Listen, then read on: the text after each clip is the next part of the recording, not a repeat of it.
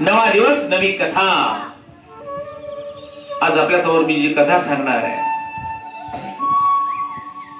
एक शेतकरी आणि एक बैल यांची कथा सांगणार आहे. एका शेतकऱ्याकडे एक बैल होता.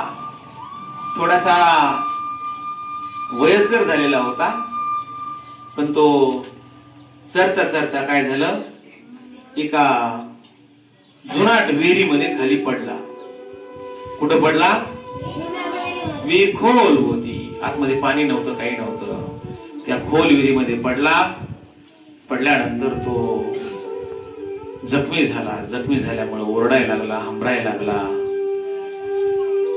शेतकऱ्याने त्याचा आवाज ऐकला. त्या ठिकाणी शेतकरी पळत गेला. पाहतो तर बैल विहिरीमध्ये पडलेला.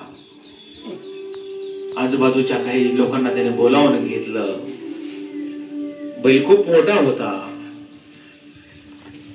आजूबाजूचे शेतकरी त्या ठिकाणी जमा झाले. सगळ्यांनी दोरखंड आणले. एक जण खाली उतरला, त्यानं बैलाला बांधलं आणि सगळे जण त्या बैलाला जोरात ओढू लागले, ओढून वर काढू लागले. परंतु त्यांना तो बैल काही वर आला नाही. खूप प्रयत्न केले सगळ्या शेतकऱ्यांनी त्या बैलाला वर काढण्याचे, परंतु त्या काळी काही अशा JCB, पोकलँड, अशा हायड्रा वगैरे काही नव्हते ना रे, ट्रेन नव्हते. शेवटी सगळे थकले आणि मग शेतकऱ्याने विचार केला, जाऊ द्या म्हणे, आता शेवटी त्याचं वय झालेलं आहे, आता वर काढणं तर काही शक्य नाही. आपण काय करू, त्याला इथंच पुरून टाकू.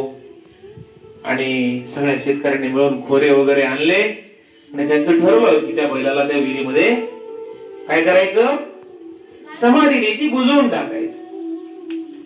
सगळ्यांनी खोऱ्याने माती ओढायला सुरुवात केली. विहिरीच्या बाजूला जी माती असते ना, मुरुम वगैरे, ओढायला सुरुवात केली. वरून अंगावरती माती पडल्यानंतर बैल ती माती झटकवायचा. काय करायचा? काय करायचा? हा. आणि मग शेतकरी वरून माती ओढत राहिले. शेतकऱ्यांना वाटलं आता गेला बैल. पण शेतकरी जशी माती ओढायची तशी तो माती झटकायचा, मातीच्या वर यायचा. परत शेतकरी माती ओढायचे, हा परत माती झटकवायचा, मातीच्या वर यायचा. शेवटी विहीर थोडी बुजायची राहिल्यानंतर यांना वाटलं आता बैल गेला माती खाली. पण थोड्या वेळानं त्यांनी बघितलं तर विहीर पण भरत भरत आलेली होती आणि बैल पण काय झाला होता, वर वर वर वर वर वर वर वर वर येत होता.